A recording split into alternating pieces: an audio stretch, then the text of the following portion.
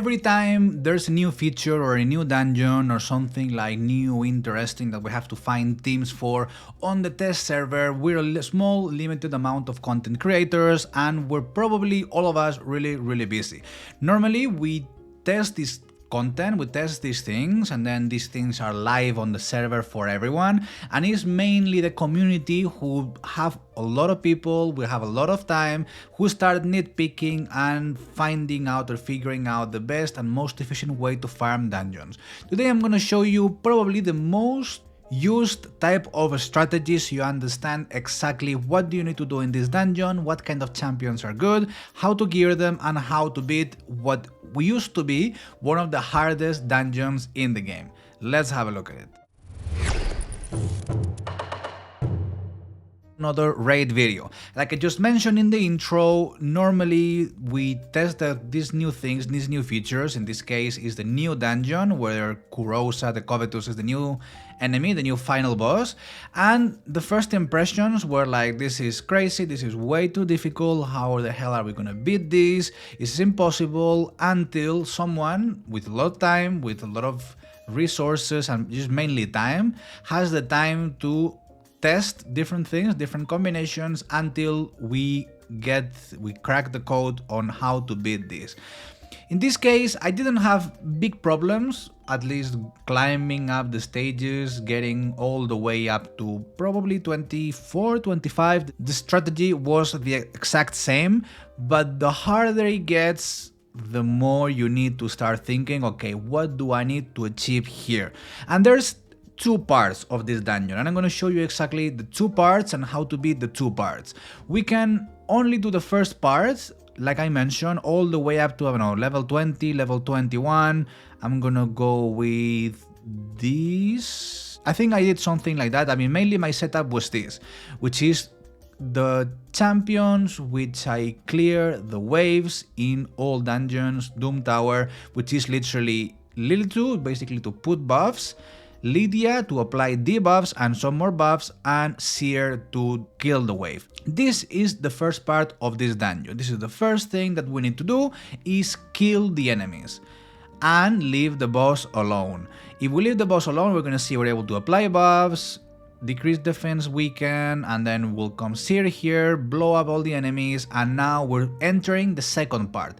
This is the second part of the dungeon. First, we need to kill the enemies. Second, we need to deal with the boss. This setup, I mean, I could get rid of Lily2. I just need to replace her with another champion that is able to apply two or three buffs. Then we need Seer, she's a must-be. This Renegade, we don't need her for anything. Keimer, we don't need him for anything. And Lydia, she is kind of needed. So we need two champions at least to do this. One is Lydia, one is Seer, and a third champion that will be able to apply buffs.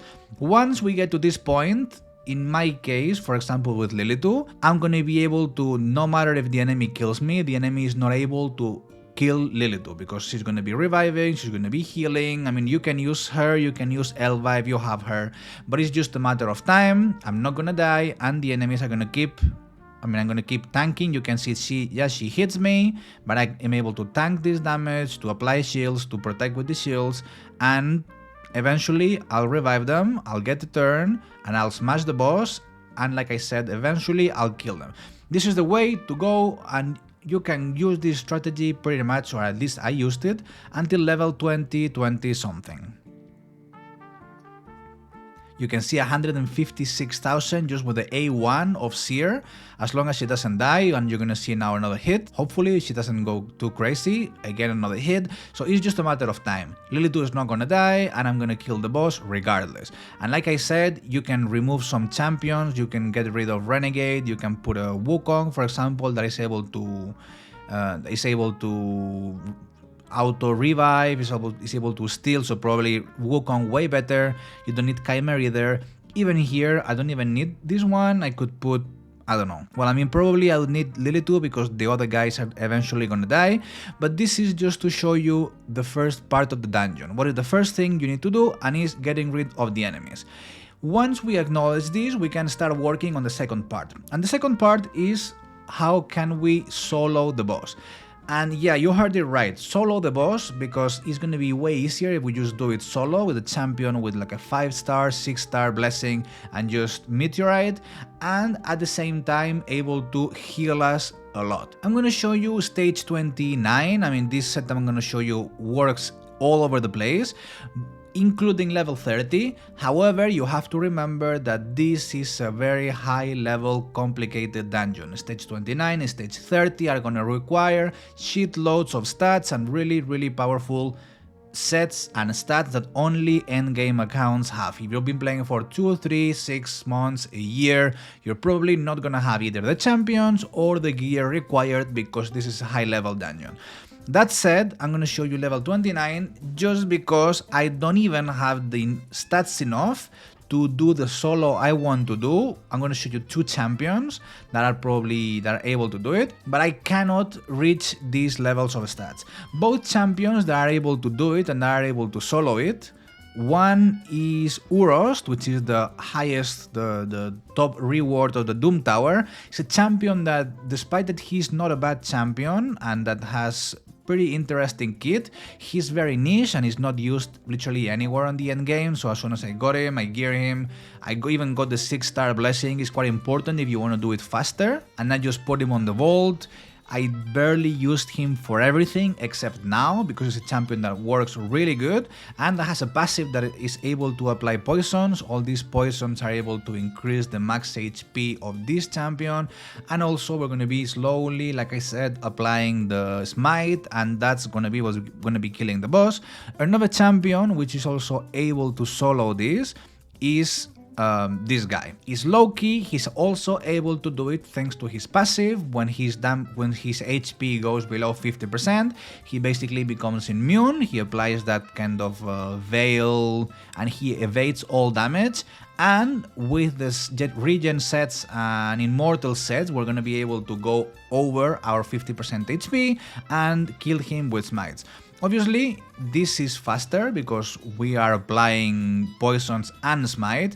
I think we're also able to do it with Geomancer. I know there's a setup there with Geomancer and Aeox. There's a couple of setups nowadays, but basically the idea, what I want you to get from this video is what's the idea behind doing this dungeon. So I'm gonna go to stage 29, I'm gonna get rid of some champions, I'm gonna even remove Litu so you can see that we don't need her. We just need someone able to apply a couple of buffs, and in my case I'm also gonna get some aura of speed. And let's try with Urost first, and you're gonna understand, because there's another thing I didn't mention that is also mandatory, super important, is this relic, okay, golden elixir. This is gonna automatically heal us every time we drop our HP below 50%. This is also a set, mandatory. 2 pieces immortal, 4 pieces regen, and I just put an extra stone skin for extra HP. But basically, even though with these stats, 142, 36, 252, and we need at least 400 to 420 accuracy, I'm not able to beat level 30. There's something that happens at some point, the boss crits me, when I'm supposed to heal I don't heal enough and I end up dying. 29 I do it very easy, 30 pretty complicated. But between one and the other there's not too much difference, and we're going to be able to see exactly the same interaction. You're just going to need more stats. So the idea is the following, and I need to start with the A2 because if I start with the A1 this doesn't go anywhere. Let's start again. We need to first clear the first part of the dungeon, which is we need to be able to put buffs to us, increase something here, couple more shit on the enemies, and we need to nuke them. That's the first part, which we do right now. And now is the solo. Now the boss can kill everyone except the solo person, and he's gonna do it because she hits really hard. What I want you to see here is basically Urost. He's going to be applying poisons every time the boss hits me. He's going to apply poisons, and these poisons are going to increase his max HP. You can see here heal for 24,000, and the more poisons the boss has, the more hits and the more poisons I apply. Now 35, and every time it's gonna escalate more and more, and I'm gonna be healing 33 plus 6 from, so 33 from one set, 6 from the other one, and you can see that despite that the boss is really hitting me by a lot, I'm able to tank all of this damage. The other thing that I don't know if we're gonna be able to see here is the boss's blessing. The boss has a blessing that basically will use the dead minions as a weapon and gonna launch them towards us, and we're gonna be able to slowly, they're gonna hit us, and every hit is gonna take us below 50%. Every hit is gonna basically be one hit from one of these minions.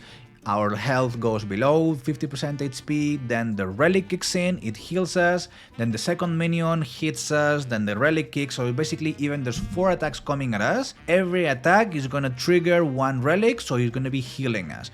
On top of that, we're gonna have the set, we're gonna have, both sets, Immortal and Regen, and you can see at some point it gets pretty steady, we heal enough to be able to tank the boss A2, which is the dangerous one, to tank the A1, and also in case anything happens, we're able to go back to back to full health. And you can see slowly weakens, smite is what's gonna be killing the boss slowly. Loki does the exact same, however, I don't have enough stats, I don't have enough HP, I don't have enough defense, speed, whatever. And in the case of Loki, it's not 6 stars, so the smite is not gonna get in, and it's not gonna be applied every single time. And Urost, in that case, I prefer it much more because he's able to do this super consistently and pretty fast. You can see loads of poisons on the smite that is hitting, so the more the boss hits me, the more I'm healing pretty fast, pretty steady. I can show you again if you wanted to see it on the 30. There is something at some point, and here we're also going to be able to see the interaction with the blessing and how the minions attack and how we're healing every single time. So we apply some more buffs here, attacking the enemies, or another attack on the enemies, and we smack, and we didn't kill someone. We're going to kill him now. No, didn't kill him. So I'm going to try to not have that many turns now, and we smack them, and there is only one Volcanoes here left, which we're gonna kill. And now it triggers, like I mentioned, the second part of the dungeon. Second part of the dungeon is basically the boss going ballistic, hitting us by way too much and dying. Something happened here that shouldn't have happened, but like I said, I think I'm missing some stats somewhere because so many things trigger here in a second that I just literally exploded. But it's not an easy dungeon. Now let's try again, we smack them. That Volcanoes also has low health, we kill him, and let's have a look at Urost and how much is he able to heal for. Now it kicked the relic, and you can see now more or less is stable. So now it's 1 against 1, and like I mentioned, at some point, I'm gonna leave it full auto, at some point it fails. Here we're gonna see the minions charging at us, you can see, and every hit of the minion is like 20,000, and I heal for 23,000, this 23,000 is the relic, and every single time you can see again the minions, these little guys are not a problem, the problem is when these get combined with the A2 of the boss, and the A2 of the boss is a weak hit. No, it's not a weak hit, sorry, it's a critical hit. For the rest, it's literally the same. It's tanking, it's receiving damage, placing poisons, smite, but at some point, and like I said, it's because some of the hits from the boss, they take me below the 50%, and I'm not able to tank these guys. Because normally, in a normal situation, 20,000 every single time like it's happening right now, it's going to be impossible to tank. Now it's just a matter of time. Like I mentioned, like it's sometimes it happens. Sometimes I get the boss like a little bit of health left, but it's just a matter of stats to make it more stable. But the idea is exactly the same. We counter the blessing with our own relic, and we use as much damage as possible to kill the boss, either via poisons or via smite, but that's a bit the idea. You can do that with more champions, like I mentioned, there's other setups there that they use Geomancer, there's other setups there that use Aeox, So they all fill different roles, either heals. There's also even a epic champion, Vogoth, which is gonna heal our team based on the damage he receives. So there is certain combinations there that are gonna be able to work in our benefit, but all the champions that are gonna remain on the second phase of the boss are champions that are gonna need very similar stats and of course similar sets. Regeneration, Immortal, the relic is mandatory. If we don't have that relic, we're not going to be able to survive the hits of these small guys. And well, this is luck. I mean, I'm going to be able to show you how he's also able to farm level 30. Even so, like I mentioned, sometimes it's a bit trickier and it doesn't want to work, it doesn't want to do it, but eventually, I mean, he's able to farm 3 minutes, it's not the fastest, but this is eventually, or this is the idea. Loki is another champion that is able to do the same exact thing. Here I just change the gear from one champion to another champion, and it's basically, again, same relic. Without this relic, we're not going to be able to tank the damage of the enemies or these little minions.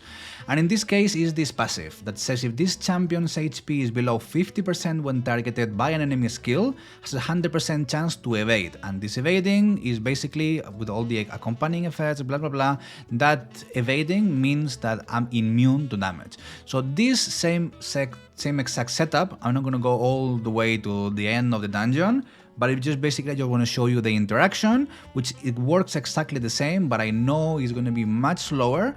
He's able to do it, but it's going to be much slower because I don't have the 6 stars smite. So most of the times the meteor is not going to hit on the enemies, and because it's not hitting the enemies, or in this case it's not hitting the boss, it's not doing the job it has to do, and we have no other ways or means of dealing damage. So here we kill the enemies, we kill this guy as well, and now I can leave it full auto because you're going to see that the boss is going to kill all of us, except Loki, because Loki is gonna have that passive that below 50% HP he's not gonna take any damage. So we're gonna see exactly the same thing. He heals, he goes full HP. Now he's alone, and since he's alone, he's gonna be able to survive and not take any damage, and he's gonna be able to solo it.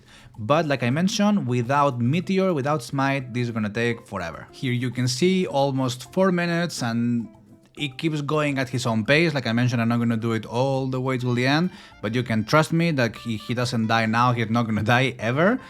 Basically because his passive keeps him like this misstep, basically his passive keeps him alive, but the only way of dealing damage is Smite, and if we don't have 6 star, it's going to take forever. But basically that's the strategy that you need to understand. There's 2 parts. Once we clean the first part, the second part kicks in, and we need to have a champion geared with a lot of gear. This is both of the, I'm going to recently use first, I'm going to show you both. Urost has the same exact set as Loki, which I don't even know where he's gone now, but basically his masteries are this one, maximizing health, maximizing cures. Loki has the same exact masteries. We need this, we need resistance, we need more shields in case of Urost, because he's able to apply a shield on the A1, reduce, where is it, not this one, here, decrease the damage received by when the hit is critical, extra heals here, extra heals here, extra HP here. So basically pretty much the same. This one and Loki, which should be probably somewhere down there, here it is, very very similar, also maximizing our heals, and the same exact set with 4 regeneration and 2 immortal, and the same golden elixir is mandatory. It can be level 3, can be level 6, it doesn't matter. The only thing that matters is that every time we go below 50%, we're able to heal, and that's gonna be what allows us to counter the blessing of the boss. That's all from me today. I hope it helped a bit to understand this dungeon, to give you some ideas of what teams can you build. Thanks a lot for watching this video, and I'll see you on the next one. Bye bye.